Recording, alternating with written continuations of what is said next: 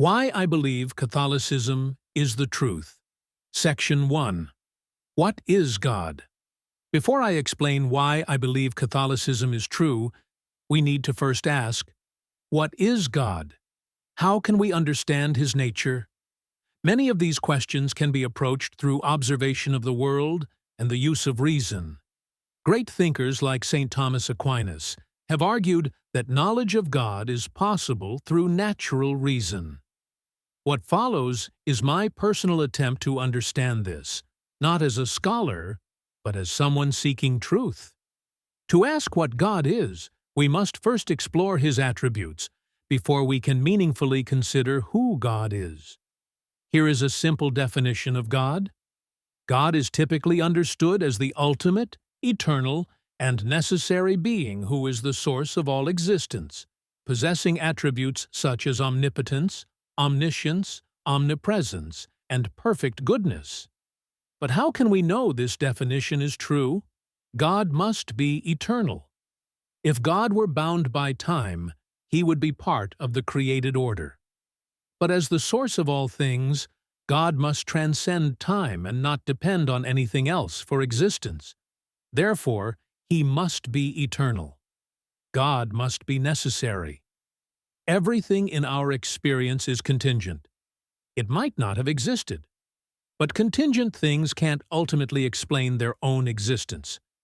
There must be a necessary being whose non-existence is impossible, and who sustains all else. God must be the sustainer of reality. Nothing in the observable world sustains itself. If the universe continues to exist, it must be grounded in something beyond itself, something not dependent or changing. That sustaining source must be God. God must be supremely powerful and wise. The universe is vast, complex, and ordered. This suggests not only power, but intentional design. From this, we can infer that God is not just a force, but a rational mind, one with wisdom and purpose. Now that we've reasoned to the existence of a necessary, eternal, sustaining, and wise being, the next question becomes, can this God be known personally? And if so, how? This is where revelation enters, and why I believe Catholicism offers the most coherent and complete answer. Section 2. Why this God must be personal. God must be personal because we possess deep, innate desires to seek truth, pursue justice, and care for others that reflect more than mere biological instincts. These desires point toward a Creator who is not indifferent or mechanical, but personally invested in the world He made. A being capable of instilling such moral and spiritual longings must also possess those qualities himself: intellect, will, and love, suggesting a God who is relational, not impersonal. If this is true, then a personal God would also reach out to humanity to reveal His nature and guide us. This would naturally narrow the field of world religions to those that claim divine self-revelation, rather than mere human speculation. But before exploring which religions best reflect this kind of God, it's important to establish another foundational truth. God must be one. A divided or conflicting deity would likely result in a universe marked by disorder and inconsistency. The remarkable coherence and order we observe instead points to a single unified source of power and purpose. With these premises in place, a personal, unified God who reveals Himself, we turn to the major monotheistic religions: Judaism, Christianity, and Islam. These three stand out because they present God as just, involved, and accessible to all, not just an intellectual elite. In the next section, I will explain why I believe Catholicism offers the most complete and coherent understanding of this God.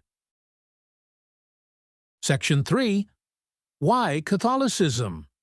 Let's begin by examining the oldest of these major religions. Some might suggest that Islam is the oldest, but we have no historical evidence of Islamic belief in the doctrines of Muhammad prior to his lifetime. Therefore, We start with Judaism.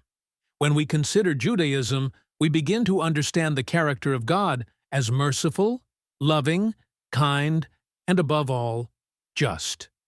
Throughout the Jewish scriptures, we repeatedly encounter humanity's sin and the resulting consequences. Yet, within these same writings, we also find the promise of a Savior, the Messiah, whom modern Judaism claims they are still awaiting.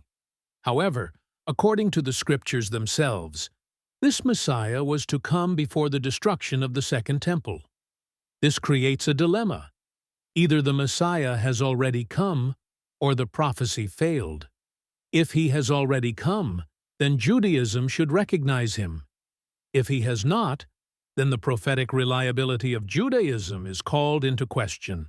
Either way, this presents a significant challenge to traditional Jewish claims.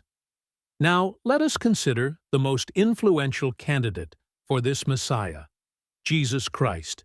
To examine Jesus' claims, we must look at the historical documents that describe his life, the Gospels. Within them, Jesus is portrayed as the Savior of humanity, the ultimate sin offering described in the Jewish scriptures. His divine status is also implied, particularly in light of the prophecy in the Old Testament book of Daniel. But this raises a crucial question. Are these scriptures reliable? This brings us to Islam. Islam asserts that the earlier scriptures, the Torah and the Gospels, have been corrupted. Could this be true? Based on the available evidence, such a claim seems highly unlikely. While we do find minor textual variations across manuscripts, none of these affect the central doctrines of Christianity. In fact, even if we were to grant the possibility of some corruption, we would then have to address the textual variants that exist among the earliest Quranic manuscripts. Muslims often argue that these differences do not affect Islamic doctrine, yet the same logic must be applied fairly to Christianity. In my personal study, I have not encountered convincing evidence of corruption in the Christian scriptures. Manuscript comparisons between ancient copies and modern Bibles reveal remarkable consistency.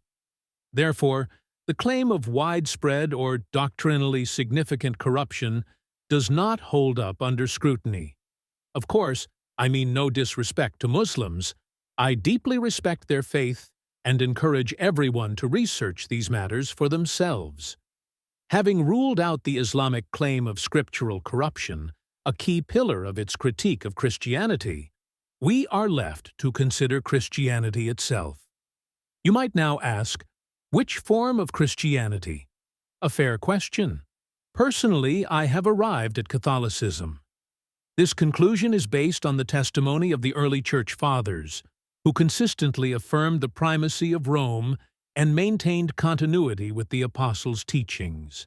Even if one does not accept Catholicism outright, it remains clear that the apostolic churches, which include Catholicism, preserve an early and credible expression of Christian faith.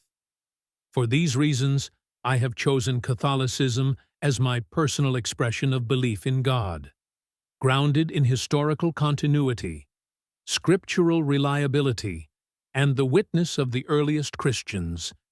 Thanks so much for watching. Let me know what you think in the comments, and tell me if you'd like me to make more videos about Catholicism.